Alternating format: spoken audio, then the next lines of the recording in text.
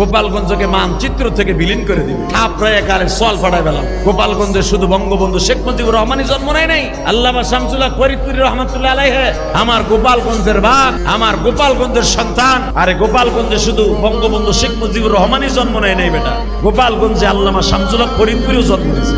কথা বলেন না কেন?